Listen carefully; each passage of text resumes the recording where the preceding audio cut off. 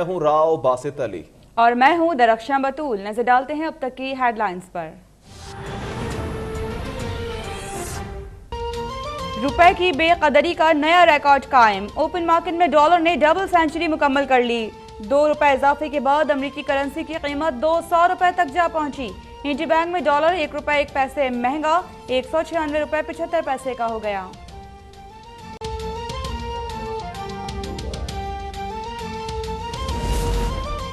Pakistan stock exchange में तेजी का रुझान। 100 इंडेक्स में 400 से जायद पॉइंट्स का इजाफा। मार्केट 43,000 की हद उबूर कर गई। कौमी मईशत को सुधारने के जतन। पाकिस्तान और IMF के मुज़ाकरात नोहा में शुरू हो गए।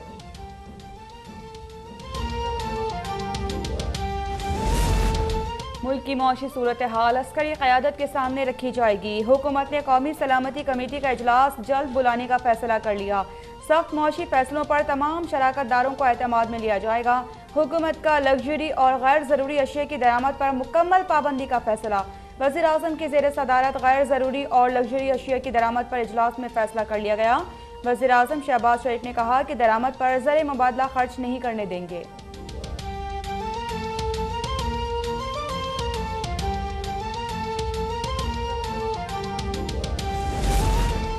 हुकूमत ने इमरान खान पर घेरा तंग करने का फैसला कर लिया। जहां करप्शन का सबूत मिला फौरी कार्रवाई होगी। इत्तेहादी जमातों के इजलास की अंदरूनी कहानी सामने आ गई। शुरा का कहना था कि सुप्रीम कोर्ट के फैसले से हुकूमत को कोई खतरा नहीं। नवाज शरीफ ने कहा इमरान के जलसों से परेशान ना हो, हम इनसे बड़े जलसे करेंगे। सुप्रीम कोर्ट के फैसले के बाद इलेक्शन कमीशन का अहम कदम। 25 PTI मुनहरिफ अरकान पंजाब असम्बली से मुतालिक रेफरेंस पर फैसला मुअख्खर कर दिया। कमीशन ने फैसले की कॉपी के लिए सुप्रीम कोर्ट से रुजू कर लिया। चीफ इलेक्शन कमिश्नर ने इजलास भी बुला लिया।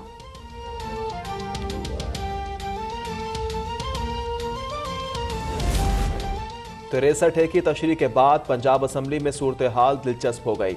तहरीक इंसाफ के अरकान की तादाद 183 मगर 26 मुनहरिफ हैं। नून लीग के 165 अरकान हैं लेकिन 4 मुनहरिफ हैं। कौफ लीग 10, PP 7 और आज़ाद 5 अरकान हैं। पंजाब में इलेक्शन के लिए तैयारियां। इंतखाबी फहरिस्तों की नजरसानी का काम जारी। 12,039 डिस्प्ले सेंटर्स कायम कर दिए गए। इलेक्शन कमीशन का कहना है कि गैर हतमी इब्तदाई फहरिस्त आवाम के लिए आवेजा की जाएगी। किसी गलती की सूरत में वोटर्स दुरुस्तगी करा सकेंगे।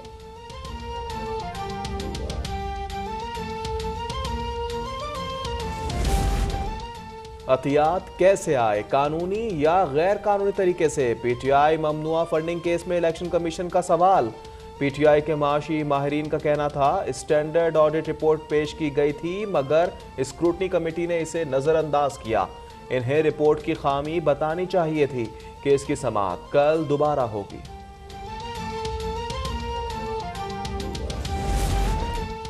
हम इलेक्शन के लिए तैयार हैं मगर पहले इस्लाहात होंगी। वज़ीर इत्तलात सिंध शर्जील मेमन का 2 टोक पैगाम। इमरान खान पर तंज किया कि एक दिन पूछते हैं 12 बजे सुप्रीम कोर्ट क्यों खोली, दूसरे दिन अदालत का शुक्रिया अदा करते हैं। कहा कि गुज़िश्ता हुकूमत श्रीलंका तर्ज का मौशी मॉडल छोड़कर गई है।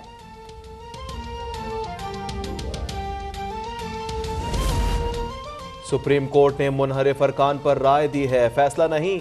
वजीर बल्दियात से नासिर शाह का तबसरा। कहा अब इमरान दीन सिखाने आ गए हैं, कुछ दिन बाद बैत करने का फैसला कहेंगे। ये तब्दीली इनका मोबाइल फ़ोन गुम होने के बाद आई है। इन्होंने तनकीद की साबिक वज़रा ने सरकारी घर खाली किए ना गाड़ियां वापस की। वज़ीर आज़म इंसदाद पोलियो के लिए मुतहर्रिक, कतरे पिलाकर नई मुहिम का आगाज़ कर दिया। मज़ीद केसेस रिपोर्ट होने पर तशवीश का इजहार। खैबर पख्तूनख्वा हुकूमत को विफाक की जानिब से मुकम्मल ताउन की यकीन दहानी करा दी। कहा चैलेंज अभी मौजूद है, खात्मे के लिए मिलकर काम करना होगा।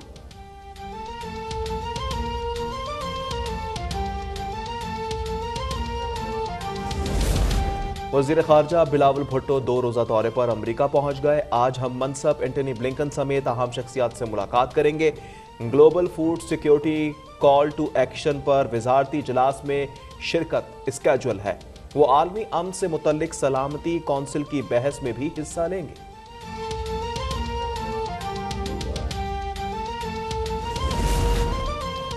लाहौर में सफाई के नए निज़ाम पर तजावीज़। वज़ीर आला पंजाब की ज़ेर सदारत इजलास हमजा शहबाज ने कूड़ा करकट उठाने की हिदायत कर दी। कहा कि सफाई के इंतजामात की रोज़ाना मॉनिटरिंग की जाए। सिर्फ पोश इलाकों नहीं, गली महलों में भी सफाई नजर आनी चाहिए। पीपी वक्त और रुकने असम्बली से मुलाकात में कहा कि तरक्की का सफ़र वहीं से शुरू किया जहां वालिद ने छोड़ा था।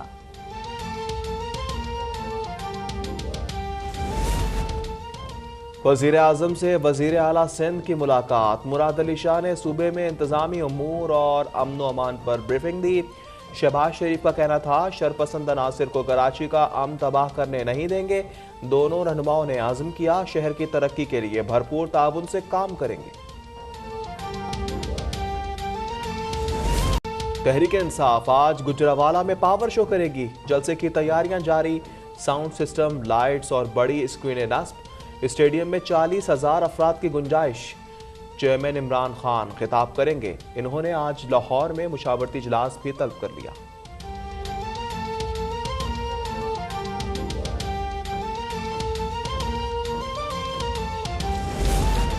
निगरान वज़ीर आज़म के लिए इंटरव्यूज शुरू हो चुके। साबिक वज़ीर दाखिला शेख रशीद का दावा, कहते हैं कि 31 मई से पहले फैसले आ जाएंगे।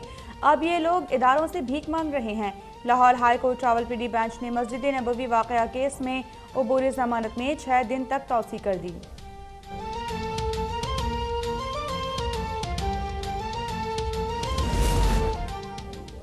साबिक वज़ीर खजाना इसाक डार के दायमी वारंट गिरफ्तारी। एहतसाब अदालत में असासा जात रेफरेंस की समाअत। अदालत ने इसाक डार की गिरफ्तारी तक दीगर मुलजिमान का ट्रायल भी रोक दिया।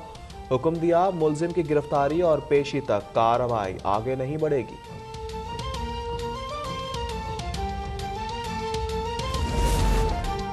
साबिक वज़ीर खजाना इसाक डार के दायमी वारंट गिरफ्तारी। एहतसाब अदालत में असासा जात। मुल्क भर में गैस का बहरान जारी। सिंध में CNG स्टेशन 3 दिन के लिए बंद रहेंगे। इतलाक जुमे से पीर तक होगा। तर्जुमान सूरी सैदुन का कहना है कि गैस बंदिश का फैसला घरेलू सारिफीन के लिए किया गया। अहम खबर यह है कि IMF की सख्त शराइत के मुताबिक आइंदा बजट की तैयारियां। नए बजट में दरामदी अशिया पर ड्यूटीज की शरह में 100% तक इजाफे का इम्कान है। दरामदी मोबाइल फोन्स पर ड्यूटी की शरह दुगनी, जबकि दरामदी कारों पर रेगुलेटरी ड्यूटी में 100% इजाफा किए जाने का इम्कान है। जी हाँ, IMF की सख्त शराइत के मुताबिक आइंदा बजट की तैयारियां हैं। नए बजट में दरामदी अशिया पर ड्यूटीज की शरह में 100% तक इजाफे का इम्कान। दरामदी मोबाइल फोन्स पर ड्यूटी की शरह दुगनी कर दी जाएगी। ज़राए FBR का ये बताना है दरामदी कारों पर रेगुलेटरी ड्यूटी में 100% इजाफा किए जाने का इम्कान है। कारों पर एडिशनल कस्टम ड्यूटी 30% इजाफे का इम्कान। दरामदी घरेलू सामान पर ड्यूटी में 50% इजाफे की तजवीज़ भी है।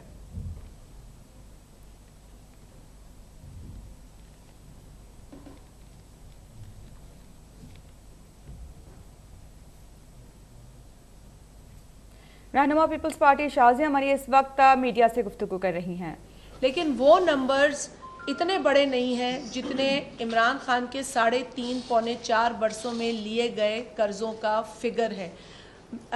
20,000 अरब से ज़ायद के कर्ज़े इस शख्स ने लिए हैं। IMF के सामने ये गया, ठीक है, दूसरी जमातें भी जाती रही हैं, लेकिन जब जब दूसरी जमातें IMF के सामने गई हैं तो उन्होंने अपने मुल्क के इंटरेस्ट को सामने रखा है, अपने मुल्क के अवाम के इंटरेस्ट को सामने रखा है। इसने IMF के सामने जाके ख़तरनाक तरीन शराइत को मनोअन जो है उस पर हामी भरी है। और जो शख्स कहता था कि मैं IMF नहीं जाऊंगा, मैं ख़ुदकुशी कर लूँगा IMF जाने के बजाय, वो सिर्फ IMF गया ही नहीं, उसने ख़तरनाक तरीन शराइत को कबूल किया है IMF की। और क्योंकि वो पाकिस्तान का वज़ीर आज़म रहा, उसने पाकिस्तान के फ़ैसले किए उस पोजीशन पे रहकर, और वो फ़ैसले किए जिसके हवाले से लोगों को कोई आगाही नहीं थी, लोगों को इल्म भी नहीं था। उनके नुमाइंदे जो कौमी असम्बली में बैठे हैं उनको ये मालूम भी नहीं था कि किन शराइत पर पिछली हुकूमत IMF के अग्री कर चुकी है, हामी भर चुकी है। हमें तो नज़र आता था कि जिस तरीके से महंगाई बढ़ रही है, टैक्सेशन बढ़ रही है, जिस तरीके से बिजली के पर यूनिट में इजाफा किया जा रहा है, गैस की जो कीमतें हैं उसमें इजाफा किया जा रहा है, यूरिया की कीमतों में इजाफा हो गया, DAP की जो कीमतें थी वो भी आपके सामने हैं, और फिर ये जो ज़रूरत की चीज़ें थी वो मार्केट से गायब हो गई। किसान भी सड़कों पर है, तो गवर्नमेंट एम्प्लॉयज़ भी सड़कों पर है, तो स्टूडेंट्स भी सड़कों पर हैं। बहुत ही इंतशार और कशमकश की कैफियत में ये मुल्क 3.5 पौने 4 बरसों तक रहा। लोग अगर अपने मसाइल, अपने जो कंसर्न्स हैं वो लेकर सड़कों पर आते थे तो उस पर भी कोई वज़ीर उनकी बात नहीं सुनता था। कोई ऐसा नुमाइंदा हुकूमत का नहीं था जिसके अंदर हमें खुदा तरसी या अवाम दोस्ती का कोई जज्बा नज़र आए। तो एक बहुत ही, मैं समझती हूँ कि आमराना सोच इमरान खान और उसके टोले की ये 3.5 पौने 4 बरसों तक रही। और आज हम ये बातें सुन रहे हैं कि वो कहता है कि जी मैं तो खैर ऐसी बात कर भी नहीं सकती अपने मुल्क के लिए, क्योंकि भाई हमारे तो बच्चे यहीं रहते हैं, हमारे तो बच्चे यहीं पले, हमारे बच्चे यहीं बड़े हुए, हमारे बच्चों ने यहीं स्कूल जाकर कॉलेज भी ख़त्म किया, तो मैं तो ऐसी कोई बात अपने मुल्क के लिए कह भी नहीं सकती जिस तरह की इमरान अहमद न्याजी कर रहे हैं। वो तो अल्लाह माफ़ करे, वो कहते हैं कि मैं इस कुर्सी पे ना हूँ तो ये मुल्क भी ना हो, तौबा नाउज़ुबिल्लाह। तो हम तो इस चीज़ का तसव्वुर भी नहीं कर सकते। कभी वो मज़हब के ऊपर जो है वो इंतशार की बात करते हैं, कभी वो मुल्क की सालमियत के ऊपर इंतशार फैलाने की कोशिश करते हैं। इस तरह की बहकी बातें करते हैं जिससे कि जो है वो ना सिर्फ हमें दुख होता है, हमारी तशवीश भी बढ़ती है, क्योंकि ऐसा शख्स जो है वो जलसों में खड़े होकर ये बातें कर रहा है और प्रचार कर रहा है ऐसी बातों का। इस तरह का माहौल पैदा कर रहे हैं जहां लोगों को गलत मैसेजिंग जा रही है, लोगों को इश्तियाल दिलाया जा रहा है, लोगों के अंदर नफ़रत जो है वो भरी जा रही है।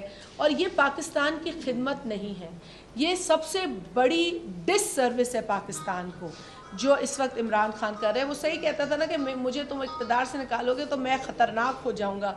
तो भाई वो किसी और के लिए नहीं, इस मुल्क के लिए ख़तरनाक हो रहा है। जो इस मुल्क की सालमियत की परवाह नहीं करता, इस मुल्क के अमन की परवाह नहीं करता, इस मुल्क की आवाम की परवाह नहीं करता, वो इस मुल्क का मौसन, इस मुल्क का खैर खा कैसे हो सकता है। तो इमरान खान जिस तरह की हरकत पर उतर आया है, अफसोस के साथ कहना पड़ता है कि इस शख्स ने एक पाक मुकाम मस्जिद नबी को भी नहीं बख्शा। वहाँ पर भी इसने इंतशार की साजिश की, वहाँ पर भी इसने जो अल्लाह का घर है जहाँ पर लोग अपने तमाम तर परेशानियों की से निजात के लिए दुआ मांगने जाते हैं, वहाँ पर भी इसने हुल्लड़बाजी करवाई, अपने चमचों को, अपने टोले को भेजा कि वहाँ का माहौल भी ख़राब किया जाए। तो इमरान खान इस वक्त जो है वो हद दर्जे की गिरी हुई हरकतों पर तुला हुआ है और वो रोज़ की बुनियाद पर गिरी हुई हरकत करता जा रहा है, जिसकी हम सख्त मजम्मत करते हैं।